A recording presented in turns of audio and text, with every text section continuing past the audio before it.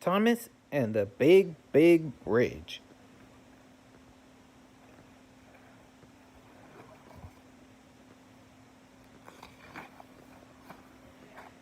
It was a special day for the railway.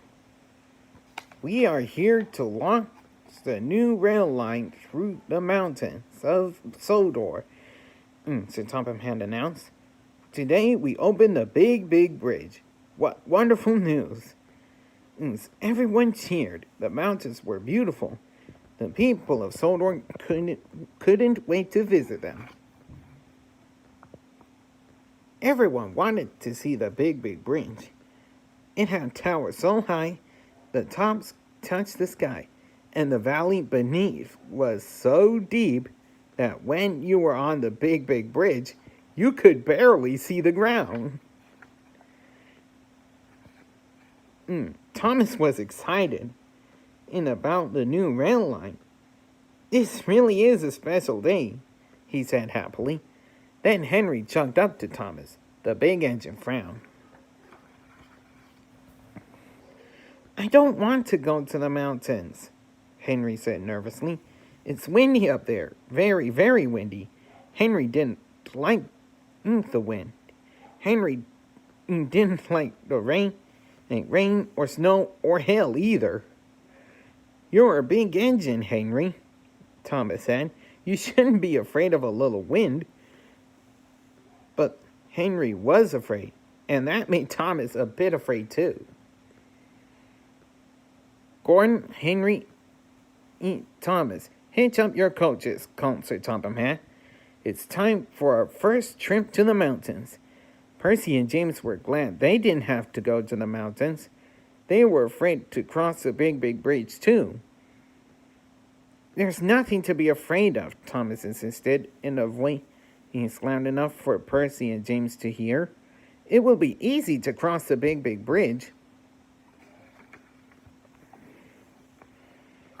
Thomas and Henry chugged to the platform.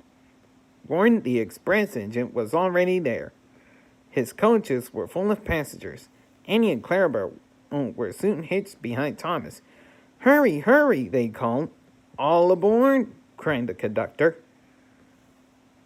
Sir Topham Hatt turned to the crowd and waved his hat on its one last time. Toot toot, Gordon whistled. Follow me. In a burst of steam, the big blue engine was off. Soon the trains were rolling through the countryside in a long line. Gordon took the lead. Behind him jogged Henry. Then, because he was the smallest, came Thomas. Along the way, people came out of their houses and cheered when they saw the trains go by.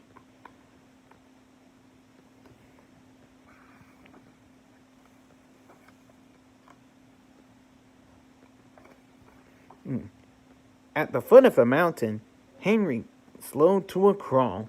These mountains are much too high, he moaned. I can't go. I'm afraid of heights. Don't be silly, said Thomas bravely. I'll be right here behind you. But Henry didn't budge. He was very nervous, and that made Thomas nervous too. Come on. Thomas gently pushed Henry. We have to go. The brand new tracks were smooth and shiny, but Henry barely moved along them. The truth was, Henry didn't want to reach the top of the mountain because then he'd have to cross the Big, Big Bridge. If Percy and James and Henry were all afraid, thought Thomas, maybe I should be frightened too. The tracks grew steep as Thomas and Henry puffed up the mountain. They could hardly keep up with Gordon. The big blue engine rushed ahead. Wait for us, The tracks grew steep as Thomas and Henry puffed up the mountain. They could barely keep up with Gordon. The big blue engine rushed ahead. Gordon was strong. The steep tracks didn't tire him at all.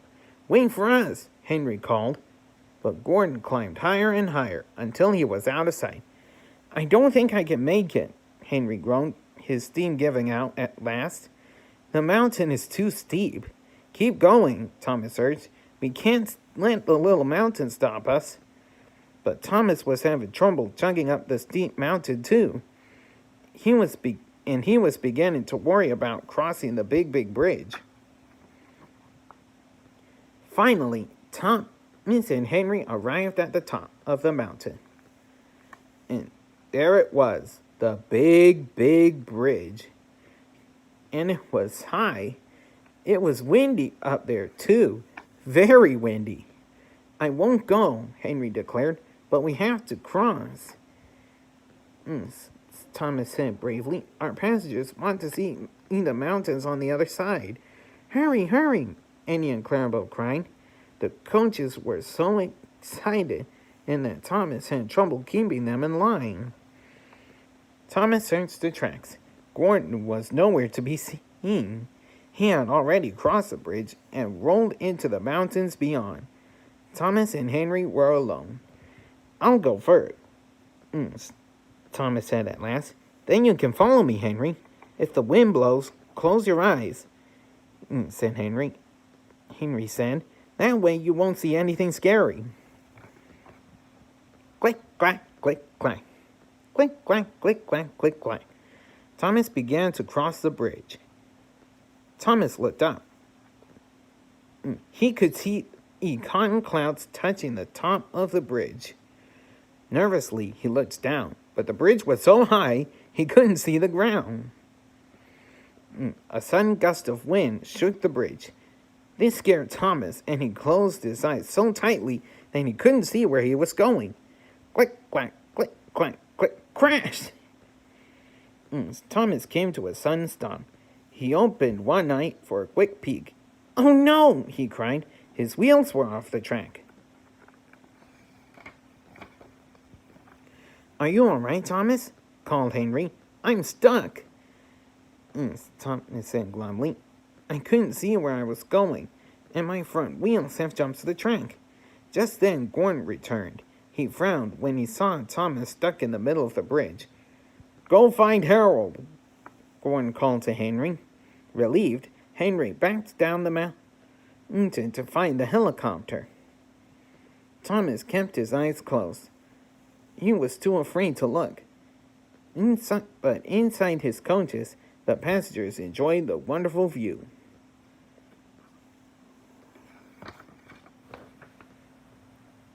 Finally, Thomas heard the whirl of rotors.